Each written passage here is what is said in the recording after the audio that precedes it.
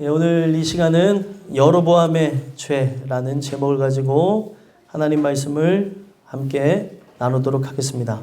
저와 여러분이 열왕기 하의 말씀을 함께 읽었는데 저번 주도 말씀을 드렸지만 사실은 이 책은 상하로 나눌 필요가 없었는데 우리가 이 책을 보는 데 있어서 좀 더 효과적으로 보게 하기 위해서 열왕기라는 책을 상하로 나누게 된 것입니다. 그리고 이런 구절이나 이런 부분들 장수를 나누게 된 것도 사실 그 500년 정도밖에 되지 않았어요. 사실은 그냥 통 두루마리로 볼 수 있었던 성경인데 그렇게 나눠서 보게 했다는 겁니다. 우리는 이 열왕기라고 하는 책을 통해서 뭘 살펴봐야 됩니까? 저번 주에도 말씀을 드렸지만 나는 어떤 왕인가 살펴봐야 된다는 거죠. 우리는 왕은 아니에요. 근데 제가 왜 왕으로 비유했냐면 여러분들의 인생은 바로 여러분들 자신이 살고 계시잖아요. 그래서 우리가 때로는 왕과 같이 살아요. 왕과 같이 살면서 내가 먹고 싶은 걸 먹고 마시고 싶은 걸 마시고 선택하고 싶은 걸 선택하면서 나가는데 바로 우리 위에 진정한 왕이 계시다는 것을 인정하지 않는다면 여러분들과 저는 바로 성경 속에 열왕기에 등장했던 악한 왕들처럼 악인이 된다는 사실입니다. 오늘 우리는 이 주일을 맞이해서 하나님께서 여러분들에게 시간과 그리고 공간과 그리고 함께 할 수 있는 기회를 허락하셨는데 우리는 이 기회를 하나님이 나를 사랑해서 주셨다는 것을 모르고 나간다면 내가 왕이 되어져서 하나님의 뜻을 거역하고 나를 죽여주시옵소서 하는 거하고 똑같다는 겁니다. 저는 이것을 여러분들에게 증거하면서 진심으로 바라는 게 뭐냐면 어떤 한 사람에 의해서 예를 들면은 땅끝교회가 존재하잖아요. 땅끝교회의 목사에 의해서 억지로 끌려가는 신앙인들이 아니라 진짜 예수와 함께 연합되어져서 그와 교제하며 그분의 말씀을 따라서 나가는 분들이 됐으면 좋겠어요. 제가 이 주일을 이렇게 맞이하면서 느끼는 게 그거예요. 언제까지 내가 이렇게 끌고 가야 되나. 물론 안 그러신 분들도 있는데 나와라 뭐하라 라고 해서 나가는 신앙은 이제는 아니라는 거죠. 오늘 우리는 종교인들보다 못한 신앙인의 모습을 보이고 있는 건 아닌가 생각해 봐야 된다는 거예요. 종교인들 또한 자기를 위해서 되게 열심을 갖고 자기의 신을 섬기죠. 그 신이 거짓을 말한다 하더라도 사람들이 그렇게 하고 있는데 진짜 하나님을 바라봐야 되는 우리가 내가 내 생각에 따라서 내 마음에 따라서 내 마음대로 그렇게 하는 건 아닌가 생각해 봤으면 좋겠어요. 소망하기는 우리 땅끝교회가 이제 10년이 이제 넘어져 이제 10년이라는 세월이 지나가면서 이 교회가 그만큼 자리를 잡고 있는데 하나님의 말씀에 세워져서 끝까지 승리하는 여러분들이 되셨으면 좋겠습니다. 그래서 열왕기에 보게 되면 말씀에 세워진 사람들은 의인이 되어지고 절대 넘어지는 일이 없을 뿐더러 넘어졌다 하더라도 하나님께서 끝까지 일으키신다는 거예요. 의인은 만약에 인생 속에서 몇 번을 넘어져도요? 7번을 넘어져도 일으키시는 분이 하나님이시고 하나님이 끝까지 책임진다는 말씀을 주십니다. 여러분들과 저는 오늘 이 주시는 말씀을 통해 나는 진정한 왕을 인정하는 은혜 받은 죄인인가? 아니면 그 왕을 인정하지 않고 내 마음대로 내 인생이니까 뭐 어때? 하면서 내 마음대로 살아가는 악인의 모습이 내 모습은 아닌가 살펴보면서 은혜를 나누셨으면 좋겠습니다. 그래서 오늘 본문에 보게 되면 예후라고 하는 인물이 나와서 종교개혁을 단행합니다.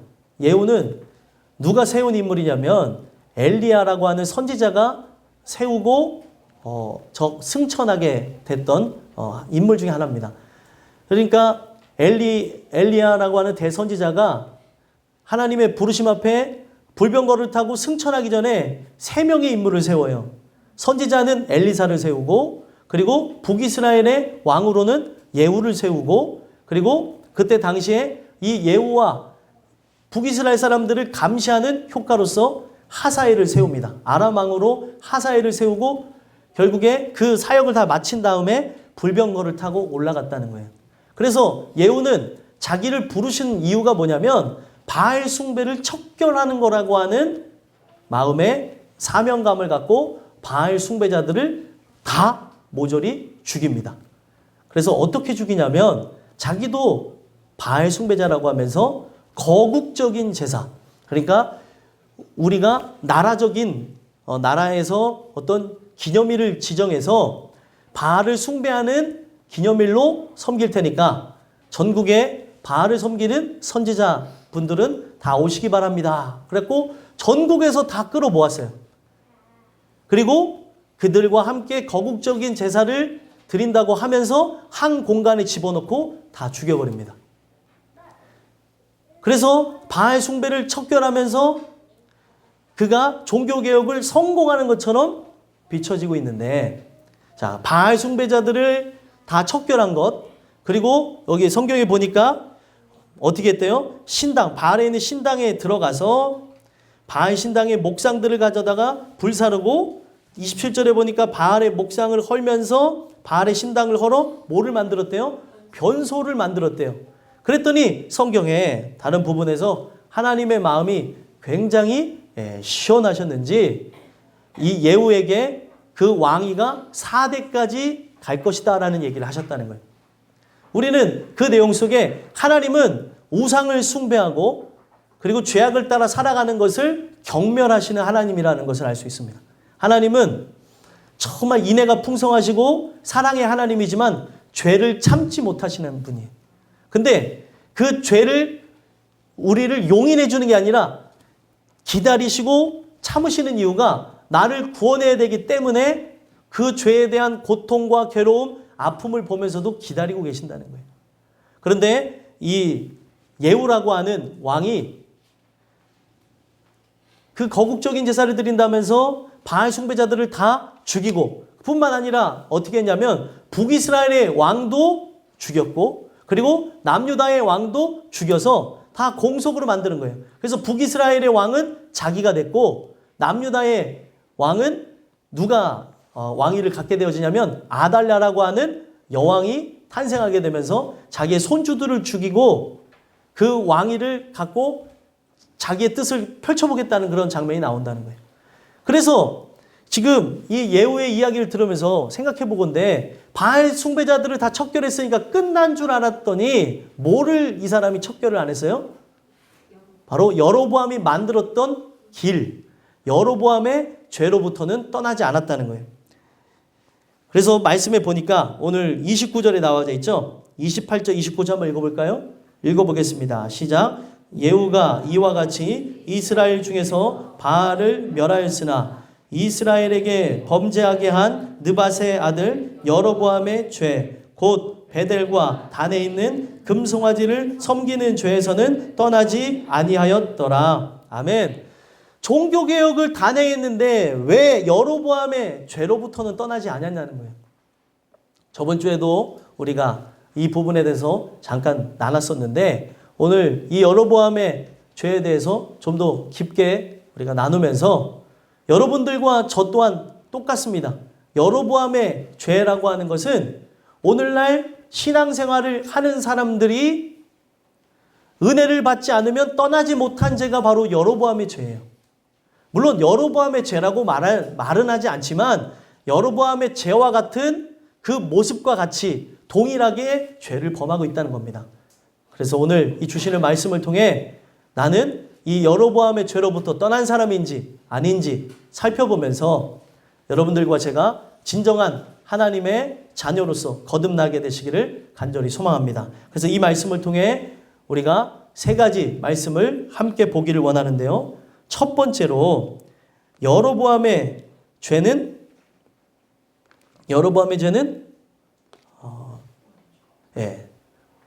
원죄이다. 원죄의 모형이다 라고 하는 것을 가르쳐주고 있다는 거예요. 원죄의 모형. 왜 원죄의 모형이라고 했냐면 지금 여로보암이라고 하는 왕은 북이스라엘 1대 왕이에요. 근데 북이스라엘 1대 왕으로부터 쭉 내려가서 여로보암, 나답, 바사, 엘라, 시므리, 오므리, 아합, 그리고 아시아, 그리고 예후까지 이렇게 쭉 가는 그 내용에 보게 되면은 지금 엄청나게 많은 왕들이 지나갔죠.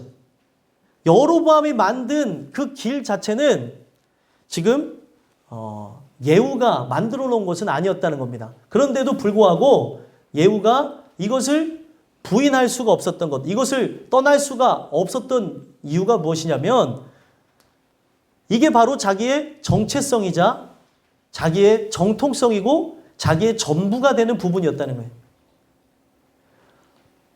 만약에 이 원죄를 떠나게 되어지면, 이 원죄에 해당되어지는 여로보암의 죄를 떠나게 되면은 자기라고 하는 존재는 완전히 부인되어져야 된다고 하는 결론이 나기 때문에 이것을 떠날 수가 없었다는 겁니다.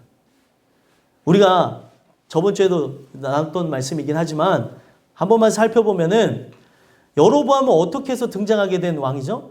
바로 솔로몬의 아들 르호보암이 왕위를 이어받습니다. 근데 그 르호보암이 정치를 온전하게 하지 못하게 되면서 소년들의, 그러니까 정치적 소년들이 있었어요. 같이 자라나면서 조언을 해주는 정치적 그 소년들의 이야기를 들으면서 그때 당시에 원로들의 이야기를 무시하게 됩니다. 원로들이 어떤 얘기를 하냐면 세금이 너무 높고 그리고 백성들이 힘들다고 하니까 그 이야기를 들어줘야 된다 그랬는데 그 소년들의 간언을 듣게 되면서 정치 소년들과 함께 하면서 원로들의 이야기를 무시하게 돼버리고 그것 때문에 사람들의 불만은 폭주하게 되면서 그 북쪽에 모여 살았던 10개 지파를 중심으로 북이스라엘을 만들었다는 겁니다. 그래서 북이스라엘을 이제 만들게 되면서 그때 당시 솔로몬 왕 때에 건축을 담당하면서 엘리트로서 두각을 드러냈던 여로보암이라고 했던 젊은 청년을 생각해낸 거예요. 아, 그 사람을 세워야 되겠다. 그러면서 여로보암을 세우는데 이 사람은 굉장히 인격적이고 많은 사람들이 존경할 만한 성품을 가졌던 사람이었던 거예요. 반면에 르호보암은 꽉 막혀 있고 지혜도 없는데 아버지 솔로몬을 따라서 그냥 사람들을 찍어 누르려고 하니까 사람들이 반발심을 일으키면서 나라가 반으로 쪼개졌다는 겁니다. 그래서 북이스라엘이 10개 지파를 소유하게 되면서 여로보암이 왕이 되게 되어지고 그리고 남유다는 솔로몬의 아들 르호보암이 2개의 지파를 소유하게 되면서 작은 나라를 형성하게 됩니다. 그런데 이 여로보암이 생각했을 때 문제가 생겨났어요. 어떤 문제가 생겨났냐면 자기는 저 다윗의 후손이 아니었던 거죠. 다윗의 후손이 아니고 그리고 사람들에 의해서 세워진 존재다 보니까 그가 역사 속에서 이런저런 이야기도 봤고 들었을 거 아닙니까? 사람들에 의해서 세워진 왕으로서 사람들에게 버림을 받게 되어지고 쓸쓸하게 잊혀진 사울왕도 있을 것이고 자기가 생각해 보건대 이렇게 하다가는 안 되겠다 생각을 하면서 어떤 생각을 했냐면 베델과 단에다가 제단을 설립해야 되겠다. 예루살렘을 통과하면서 남유다에 사람들이 1년에 한 번씩이라도 대속제를 드리게 되어지면 이 많은 사람들이 다시 남유다 중심으로 나라를 꾸리게 되어지고 정통성이 없는 나는 버림받을 거다라는 생각을 하게 되면서 바로 그 죄를 범했다는 겁니다. 오늘 여러분들과 제가 살펴봐야 되는 게 뭐냐면 지금 예후라고 하는 사람의 입장에서 여로보암이 만든 길을 보게 되면은 지금 북이스라엘의 역사는 이렇게 불안정하게 시작했다는 거예요.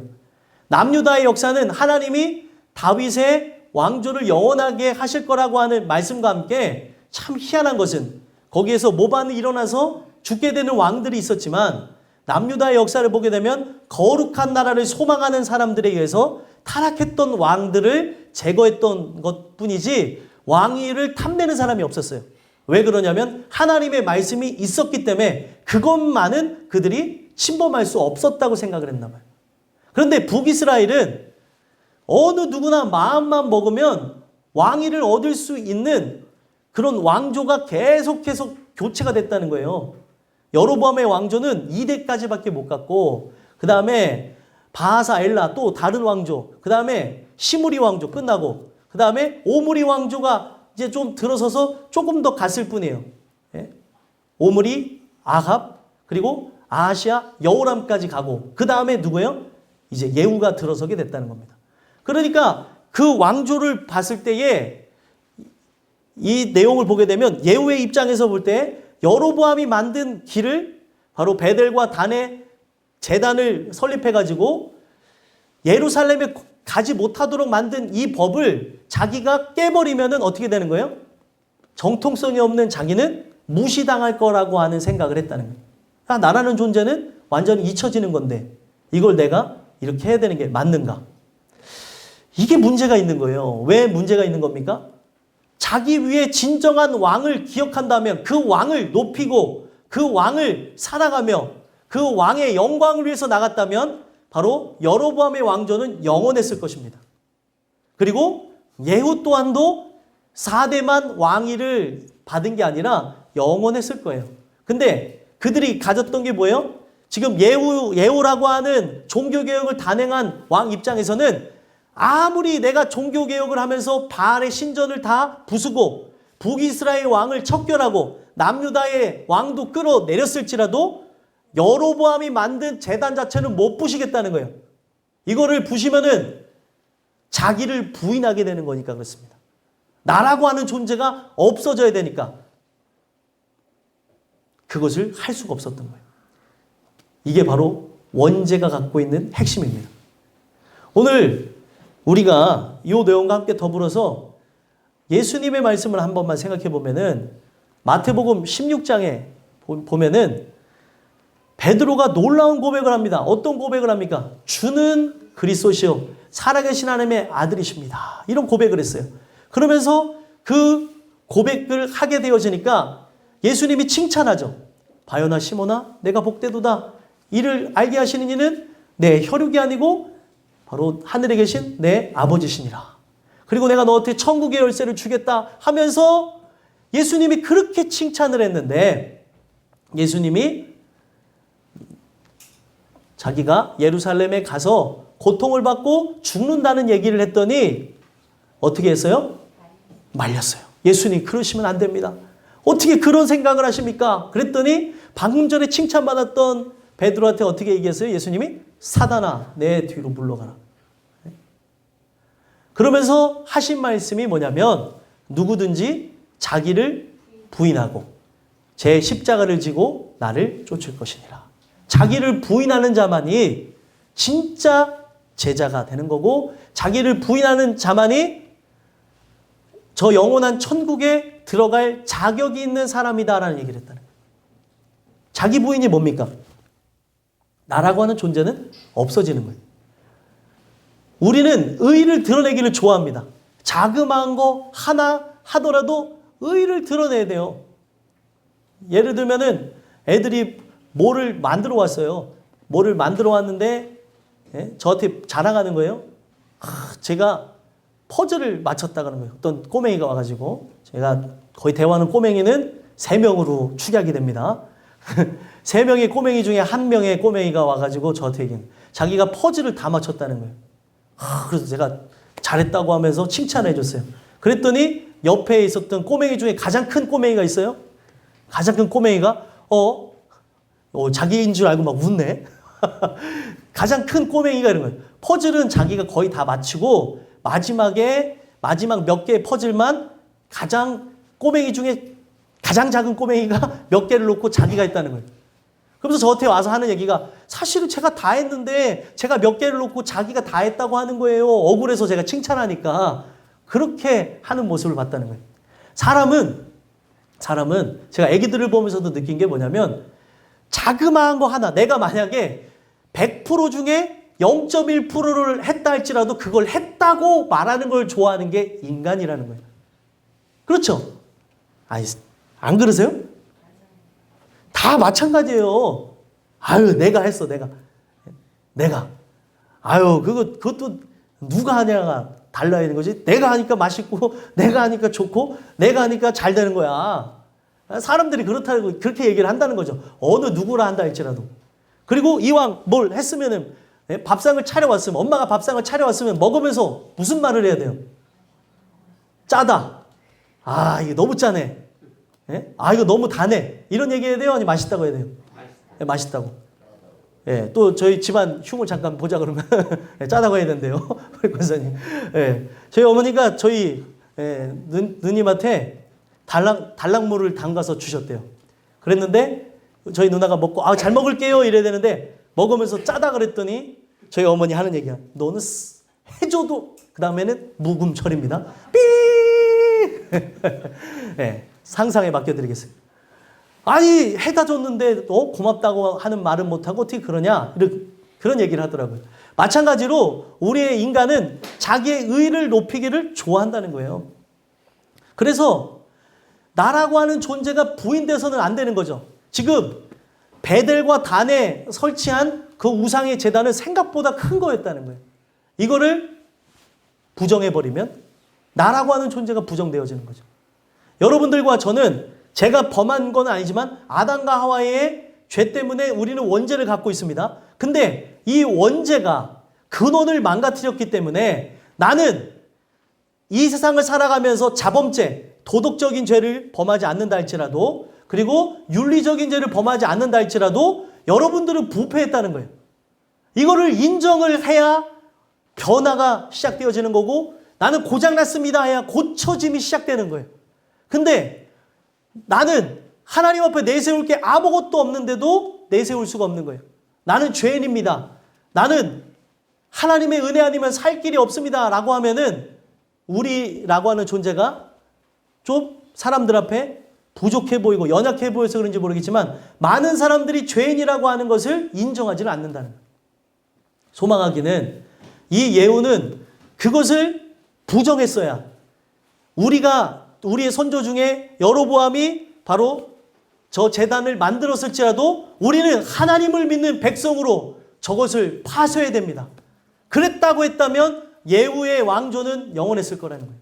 오늘날 여러분들 마찬가지입니다. 이 말씀을 들으시면서 여러분들 안에 그 원죄로 인해 여러분들이 부패하고 그리고 타락했고 죄악투성이라는 걸 인정하기 어려울지라도 하나님의 말씀을 통해서 비춰주시는 그 빛으로 나는 죄인입니다. 나는 아무것도 할 수 없습니다. 그렇게 고백하게 되는 은혜가 있었으면 좋겠어요. 그때부터 우리는 새로운 변화의 시작을 볼 수가 있게 되는 거예요. 여러분들과 제가 이 원죄로부터 벗어나고 또 원죄와 자범죄를 해결하신 그 예수 그리스도의 보혈의 공로를 의지함으로 여러분들과 제가 새롭게 세워지는 은혜가 있게 되길 간절히 소망합니다. 두 번째로는 여로보암의 죄는 무엇이냐면 우상 숭배의 죄의 모형이라는 거예요. 우상 숭배의 죄의 모형. 자, 제가 아까 전에 말씀드리지 않은 게 이 원죄가 담당하고 있는 게 뭐냐면 근원이 망가졌다는 거잖아요. 그래서 원어로 보게 되면은 내 심령 자체가 완전히 수도꼭지로 비유하자면 구부러져 있다는 거예요. 완전히 구부러져 있는 거죠. 구부러져 있는 수도꼭지를 물로 틀으면 어떻게 될까요? 물이 안 나오기도 하고 나오더라도 쫄쫄쫄 나오고 빗나가게 되는 거잖아요. 지금 근원 자체가 망가졌기 때문에 오늘 우리의 심령에 마음이 상하게 되어졌고 이 마음 자체가 무너졌다는 사실입니다. 성경은 우상 숭배라고 하는 것은 우리가 행위로도 드러나는 거지만 우상 숭배가 어디서부터 시작되냐면 탐심에서부터 시작된다는 거예요. 골로새서 보니까 탐심은 곧 우상 숭배니라. 그래서 이 내용을 통해서 살펴보면은 무엇이냐면 우상 숭배라고 하는 것은 뭐예요? 마음에 탐욕이 가득한 것을 형상화한 것 뿐이에요. 그러니까 문제는 어디서부터 온 거예요? 마음에서부터 온 거예요. 그래서 이 마음의 죄에 해당되는 부분을 원어로 살펴보니까 뭐냐면 빗나가다라는 거예요. 아까는 구부러졌다고 얘기했죠. 그러니까 구부러져 있으니까 어떻게 해요? 빗나갈 수밖에 없는 거예요. 예를 들면은 화살을 관역에 맞춰야 되는데 이 관역에 날아가야 될 화살이 빗나가게 되면은 참 희한하죠? 그 화살에 지나가던 새가 맞는 경우도 있고 또 요즘에는 화살을 안 쏘니까 군대에서 사격을 하잖아요. 이 사격을 할 때 보니까 어떤 지나가는 사람 머리를 맞춘 경우가 있었다는 거예요. 근데 총알이 날아와서 자기 머리에 딱 맞았는데 총알이 맞았다기보다는 그냥 뭐에 돌에 맞아서 자기는 기절했다고 생각하고 치료를 받고 그냥 살았는데 나중에 몇십 년 지나 보니까 머리에 총알이 있었다는 거예요. 근데 그 총알의 그 얘기를 보니까 몇 미리만 지나가서도 죽었을 거라는 얘기를 하더라고요. 그러니까 그 관역을 빗나가게 되면은 지나가던 사람도 맞고 새도 맞고 짐승도 맞고 죽을 수 있는 거예요.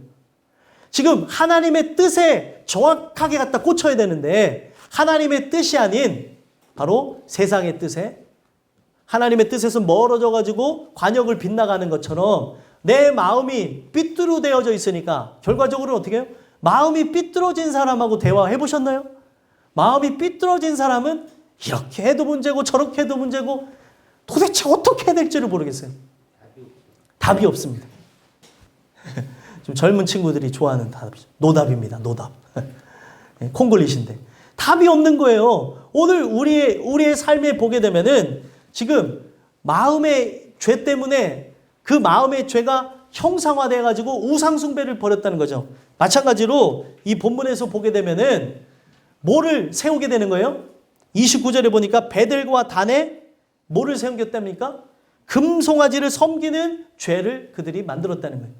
그러면은 이 금송아지에 관한 얘기를 보게 되면은 어디서부터 출발하는지 아십니까? 출애굽기부터 나오는 거예요.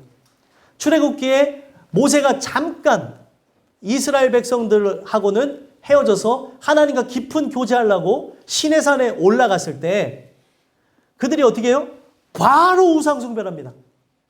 바로 40일 정도를 비웠더니 아론에게 가서 압박을 하면서 애굽에서 인도한 신을 만들어내라는 거예요. 그래서 희한한 게 그들의 금덩이를 갖다가 불에 던졌더니 그게 바로 금송아지가 됐다는 겁니다. 그러니까 이 금송아지가 뭔가 하고 생각을 해보니까 강력한 힘을 갖고 있죠. 황소가 강력한 힘을 가지고 있는 것처럼 하나님의 강력한 힘을 상징하고 그리고 황소가 갖고 있는 그 풍요와 다산을 자기네들에게 부어줬으면 하는 마음에 하나님이 이런 하나님이었으면 좋겠다는 생각을 갖고 형상을 갖고 만든 존재가 바로 금송아지였다는 거예요. 오늘 우리가 이 내용 속에서 살펴봐야 되는 게 무엇이냐면 오늘날도 많은 사람들이 금송아지 하나님을 만들고 있다는 거예요. 내 마음과 이 성경의 뜻이 다르면 교회를 옮기는 사람들이 있어요. 성경에서 말하는 대로 우리가 신앙생활을 해야 되는 거죠. 성경에 나와진 하나님 말씀대로 해야 되는데 내 마음의 뜻과 다르면은 이게 이상하다, 잘못됐다 하면서 자기의 그런 이익과 자기의 목적을 따라서 교회를 옮기시는 분들도 있다는 거예요. 여러분들 세상이 바라는 하나님은 금송아지 하나님일 수 있어요. 그러나 성경 속에 비춰진 하나님은 우리를 너무나 사랑하셔서 아들을 십자가에 달려 죽게 하는 인간의 눈으로 볼 때 무능한 하나님이 참 능력의 하나님이라는 거예요. 그래서 이게 헬라인이 볼 때는 미련한 것이고 유대인이 볼 때는 꺼리끼는 것이라고 얘기를 했다는 거예요. 야, 어떻게 저렇게 할 수 있냐는 거죠. 신인데 힘으로 굴복할 수 있는 거 아니냐. 근데 신이 힘으로 굴복해서 너 예수 믿어 이렇게 한 게 아니라 너희를 너무나 사랑해서 내가 아들을 십자가에 달려 죽게 할게 하면서 자신의 아들을 십자가에 달려 죽게 했고 그렇게 무능한 모습으로 사람들을 통치하는 왕이 어디냐는 거예요. 오늘 여러분들과 제가 섬기는 하나님이 어떤 하나님인지 살펴봤으면 좋겠어요. 신앙생활을 하면 할수록 여러분들 어떤 일이 일어나야 되는 겁니까? 시간이 지나면 지날수록 그 하나님의 뜻에 맞춰 살고픈 마음이 강해져야 되는 거예요. 하나님 말씀을 들으니까 그 말씀을 들음으로 뭐가 생겨요? 믿음이 생겨나는 거잖아요.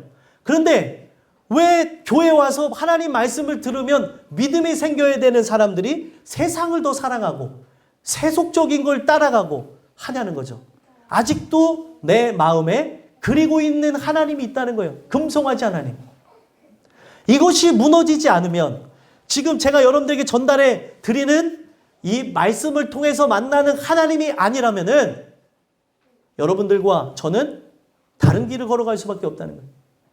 성경을 통해서 만나는 하나님을 만나셨으면 좋겠어요. 세상이 만들어낸 하나님은 뭐예요?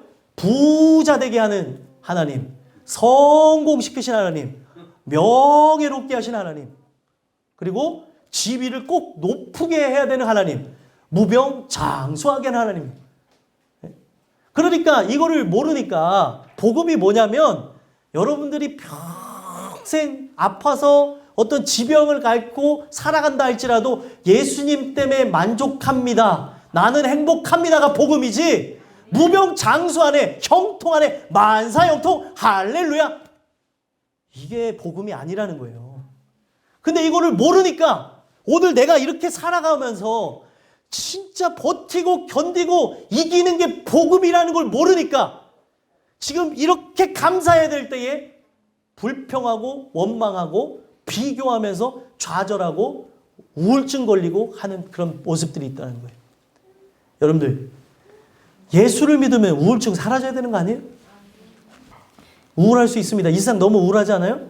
이 세상 너무 우울한데 여러분들, 세상이 만들어 놓은 그 우울함의 테두리 아래 갇히는 게 아니라, 비교의식 속에 절망하는 게 아니라 예수님이 내 안에 가득 차게 되면 우리 안에 있는 절망과 슬픔과 눈물이 다 사라진다니까요. 그런데 직분이 뭐가 중요해요? 목회자든 성도든 내가 하나님 앞에 기쁨이 없으면 살펴보자는 거예요.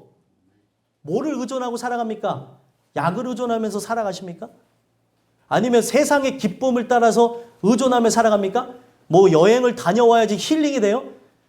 그게 힐링이 안 되니까 또 여행 가는 거예요. 여행은 그렇게 가는 게 아닙니다. 하나님이 지으신 이 세상을 바라보며 감사하며 기뻐하면서 가는 게 여행이죠. 근데 나에게 보상을 주겠다, 힐링을 주겠다고 하면서 바깥으로 백날 돌아보세요. 힐링이 되나? 오늘 문제는 뭐냐면 내 마음에 죄가 해결되지 않았기 때문에 근원이 부패해서 내 마음에 계속 뭐가 들어오는 거예요? 오수가 들어오는 거예요. 오폐물이 들어오는 겁니다. 그러니까 이 마음이 계속 죄악으로 가득 차게 되니까 우상숭배의 죄를 만들어게 된다는 사실입니다. 그래서 어떤 사람은 자녀가 우상이고, 어떤 사람은 남편이 우상이고, 아내가 우상이고, 부모가 우상이고, 어떤 사람은 돈이 우상이고, 이거를 형상한 것 뿐이라는 거예요. 결국에는 무엇이 문제예요? 마음의 문제가 있다는 거예요.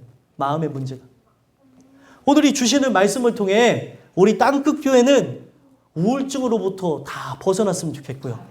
땅끝 교회는 우리 마음속에 들어오게 되는 그런 자살에 대한 생각도 다 사라졌으면 좋겠습니다. 그리스도인이 하나님의 말씀으로 꽉 차 있으면 그런 생각이 혹여나 들어올 수도 있어요. 들어왔다가도 7길로 도망갑니다. 요즘에 필요한 거예요. 왜냐하면 유명인이 자살을 했잖아요. 그 유명인 집안도 기독교 집안이라는 거예요. 다 문제가 있지 않습니까? 진짜 그 마음의 중심에 예수가 없으니까 내가 원하는 것, 내가 바라는 것, 세상의 사랑을 받고 이것도 하고 저것도 하고 그런 많은 기대감을 했었는데 사람들의 그 악플에 또 사람들의 그런 속을 찌르는 이야기에 이런 거에 상처받아서 생명을 끊어버리잖아요. 제가 저번 주에도 말씀드렸지만 생명을 끊는 것은 결국에 나를 이렇게 만든 하나님께 저주를 하고 죽는 거하고 똑같다는 거예요. 오늘이 주시는 이 말씀을 통해서 여러분들과 제가 그 마음 자체가 회복이 되어져야 내가 행동으로, 그러니까 형상으로 만든 우상의 숭배들이 다 사라지게 되는 거예요. 그러니까 성경은 바깥에 있는 우상을 때려 부수라고 한 적이 없어요. 오늘날도 복음을 잘못 오인한 사람들, 근본주의자들이 누구의 제자라고 하면서 막 가서 천하 대장군의 목을 치고 지하 뭐 여장군인가요? 저는 잘 모르겠어요. 막 그것을 막 목을 치고 당군의 목을 치고 하는데 그 목을 치지 말고 내 안에 있는 우상의 목을 치라는 거예요. 그래서 성경이 뭐라고 얘기합니까? 성경이 얘기하고 있는 것은 너희들 옷을 찢지 말고 마음을 찢고 회개하라는 거예요.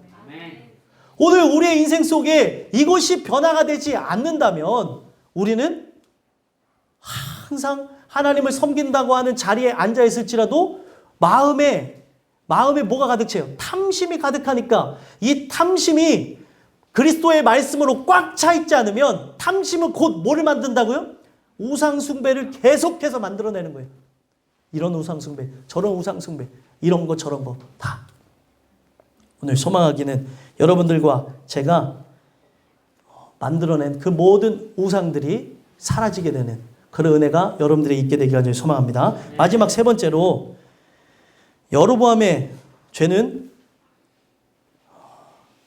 반역죄의 모형이다라는 걸 가르쳐주고 있다. 반역죄의 모형. 왜 반역죄라고 할까요? 사람의 부패는 어디서부터 일어나요? 근원, 마음, 그리고 행동으로 옮겨지는 거예요. 그러면은 아담과 하와의 범죄부터 한 번만 살펴보겠습니다. 아담과 하와의 범죄는 애들하고도 이야기를 했는데 왜 그런 범죄를 저질렀어요? 먹지 말라고 한 선악을 알게 하는 나무의 열매를 왜 먹은 겁니까? 왜 먹었지? 얘들아? 뱀이 유혹해서 그래요. 뱀이 말하는 이야기를 들으니까 무엇이 생긴 거예요? 헛된 믿음이 생겨나는 거예요. 여러분들 믿음은 들으면서 나죠? 말씀만 들으세요, 여러분들. 말씀이 아닌 걸 들으는 그 순간에 여러분들 안에 헛된 것들이 허영심이 가득 차게 됩니다. 근데 말씀이 아닌 그 마귀, 그러니까 사탄이 뱀의 형상을 해서 와가지고 이야기를 하니까 잘못된 이야기를 들으니까 뭐예요? 뱀에 대해서 마음에 더 신뢰가 가기 시작하게 되는 거예요. 마음이 먼저 타락하게 되는 거예요. 그런 다음에 어떻게 된 거예요? 행동의 죄로 옮긴 거죠. 여러분들, 아담과 하와가 그냥 선악과를 먹은 게 단순한 죄입니까? 단순한 죄가 아니라 어떤 죄예요? 반역죄입니다. 죄라고 하는 거는 딱 하나의 초점을 맞추고 있어요. 하나님의 왕권에 칼을 들이대는 것. 그래서 성경은 원어로 볼 때 이것을 바로 반역죄라고 합니다. 패시아라고 하는 단어에서 온 건데 하나님의 그 왕권에 도전한다는 거예요. 자, 그러면 누가 먼저 왕권을 도전했죠? 마귀가. 사탄이 먼저 도전을 한 거고 사탄이 자기 혼자 죽을 수 없으니까 누구를 유혹한 거예요? 바로 아담과 하와를 유혹하면서 선악과를 먹게 함으로 하나님과 맺은 언약을 깨트리는 데 초점을 뒀다는 거예요. 그래서 결국에 아담과 하와가 선악과를 먹을 때 먹은 목적이 뭐예요? 애들하고도 얘기했네. 선악과를 왜 먹었니? 네. 하나님처럼 되고 싶어서 먹었다는 하나님처럼. 오늘날 문제가 거기 있는 거예요. 많은 사람들이 지금 하나님이 된 채 살아가고 있는데 모르고 있다는 거죠. 오늘 행동이라고 하는 거는 그거예요. 하나님을 내가 의지하고 하나님을 사랑하고 하나님을 의식하는 사람의 행동과 의식하지 않는 사람의 행동이 같습니까? 틀립니까? 달라요. 누가 보고 있건 보고 있지 않던 하나님이 나를 보고 있다고 생각하면 죄를 범할 때 그냥 범할 수가 없어요. 찔리고 괴롭고 또 죄를 범했을지라도 이 안에 괴로움이 있어서 하나님께 용서해달라고 하면서 계속 기도하던 중에 죄가 결국에 끊어져 나가게 되는 겁니다. 오늘 우리는 이 말씀을 통해서 살펴봐야 되는 게 결국에 이 반역죄라고 하는 것은 질서를 무너뜨려 버렸다는 거예요. 아담과 하와가 한 거는 자기네들이 하나님이 되어져서 하나님은 왜 하나님이에요? 온 세상에 한 분밖에 없으신 분이에요. 그죠? 스스로 있는 자존자잖아요. 자존자로서 한 분이신 분이 하나님이에요. 근데 하나님이 둘이 됐어요. 이거 보니까 하나님이 셋이 됐네? 넷이 됐네? 아니, 교회에서도 마찬가지예요. 막 이야기를 하는데 서로가 하나님이 되어져서 서로가 높은 위치에서 얘기하다 보면 대화가 안 되는 거예요. 집안에서도 결국에는 그래서 머리가 누구라요? 예수님. 근데 머리가 남편이 돼도 문제고 아내가 돼도 문제고 자식이 돼도 문제가 되는 거예요. 머리가 되면은 어떻게 할까요? 몸을 조종하려고 듭니다. 그래서 성경은 우리 어떤 누구도 머리가 되지 못한다는 거예요. 오직 그리스도만 머리가 되시기 때문에 하나님이 되었던 자리에서 어디로 내려가라는 거예요? 피조물로 내려가라는 거예요.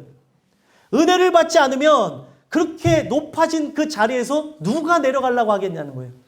여러분들 사람이 높아진 다음에는 내려가는 거를 원할까요? 원하지 않을까요? 원하지 않아요. 그래서 저렇게 이렇게 저렇게 하면서 끝까지 싸워나가고 하는 겁니다. 아름답게 퇴장하는 사람을 본 적이 없어요. 어떤 누구라 한다 했지만. 오늘 이 말씀을 통해서 살펴봐야 되는 게 반역죄를 저지르며 나간 이 예후의 모습, 또 반역죄를 저지르고 나간 바로 여로보암의 모습, 또 그 이전에 반역죄를 저지르고 나간 아담과 하와의 모습이 바로 우리의 모습일 수 있다는 거예요. 하나님 주시는 은혜를 통해서 깨어나지 않으면 뭐든지 질서를 파괴합니다. 그래서 성경은 내 마음이 근원이 부패했죠. 마음이 부패했죠. 그리고 우리의 삶의 행동이 그 하나님을 반역하는 것으로 나갈 때 이거를 회복시킬 수 있는 것은 딱 하나밖에 없대요. 뭐예요? 말씀 하나밖에 없는 거예요. 이 말씀을 듣고 결국에 순종해야 어떤 일이 일어난대요? 직장에서도 가정에서도 교회에서도 어떤 일들이 일어나냐면 회복의 역사가 일어나는 거예요. 질서가 어지러워졌죠.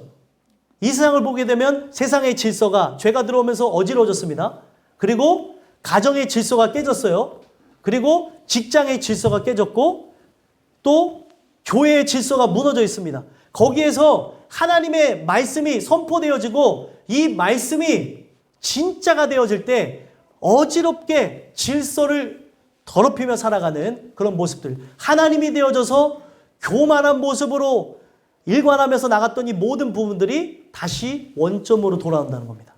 이스라엘 백성이 돌아올 때 뭐 때문에 돌아온지 아십니까? 하나님의 언약의 말씀 때문에 돌아왔다는 거예요. 오늘날도 마찬가지입니다. 언약의 말씀이 있어야 돌아오는 거예요. 기준이 무엇이냐에 따라서 자꾸 바깥으로 돌고 사람의 방법을 갖고 인간의 뜻을 갖고 회복을 하려고 하는 걸 본다는 거예요. 때를 기다리실 줄 알아야 돼요. 그래야 가정도 회복되고 또 우리의 삶에 나라고 하는 존재 가치도 회복되어지고 또 하나님 주시는 은혜 속에서 하나님이 만지시는 게 뭔지라고 하는 거, 이런 거구나라는 걸 깨달을 수 있다는 거예요. 근데 사람은 하나님이 하실 거를 기다리지 않냐고. 지금은 엎드려서 기도해야 되는데, 지금은 하나님이 일하실 때를 나는 기다리고 참고 인내해야 될 텐데, 자꾸 사람들이 가서 그 일을 망쳐놓고 그르쳐 놓는다는 거예요. 마치 엄마가 밥을 하는데 엄마가 솥을 열지 말라고 해서 솥을 한번 열게 되면은 여기에 있는 먹을 것이 다 김이 새버리니까 솥을 열지 말라고 그랬는데 솥을 계속 열었더니 나중에 어떻게 되는 거예요? 선밥을 먹는 거죠. 그런 거하고 똑같다는 거예요. 오늘 하나님께서 기다리라고 하는 그 시간까지 기다려야 되는 겁니다. 오늘 이 주시는 말씀을 통해서 여러분들과 제가 그 반역죄로부터 떠났으면 좋겠어요.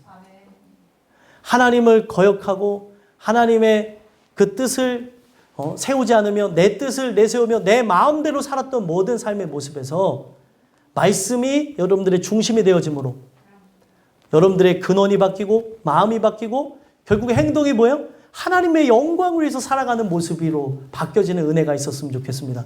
그래서 진짜 회심은 오래 걸려요. 왜 회심이 오래 걸리는지 아십니까? 종교는 겉을 변화시켜요. 그래서 행동을 자꾸 이렇게 바꾸십시오 하니까 행동을 교정하다 보니까 사람이 바뀐 것처럼 사람들이 생각하죠. 근데 환경이 바뀌면 또다시 그게 나와요. 근데 신앙, 진짜 참된 신앙을 증거하는 복음은 근원부터 바뀝니다. 그래서 근원이 바뀌고 마음이 바뀌고 행동이 바뀌는 데까지 시간이 오래 걸려서 그렇지 확실한 변화가 일어나요. 왜요? 거듭남이 있기 때문에. 근데 겉으로 결단한 거는 여러분들 작심삼일일 때도 있고 겉으로 그렇게 내가 결단하면서 나갔던 것은 힘이 빠지고 의지가 흔들릴 때가 있다는 거예요. 여러분들과 저는 이 주시는 말씀을 통해서 여러분들이 살아간 삶 속에 이 복음을 진복음이죠, 진짜. 진짜 복음을 깨달음으로 그 어떤 것도 여러분들을 흔들어 놓을 수 없게 되기를 간절히 소망합니다. 그래서 땅끝교회 식구들을 보면은 삶의 무거운 짐을 막 홀로 지고 걸어가다 쓰러질 것 같은 모습이 아니라 진짜 은혜로 충만한 모습이 있었으면 좋겠어요. 제가 여기에 일주일에 한 번 제가 이 단위에 쓰는데 밑에 평상시에 쓰잖아요. 여기 딱 올라오게 되면 삶의 무게가 얼굴에 다 있어요. 그냥 아이고 집사님, 권사님, 누구님, 아이고 목사님, 전도사님, 얼굴에서 딱 서 있다니까요. 저도 그럴 때가 있죠. 아이고, 뭐가 힘들었나 보다.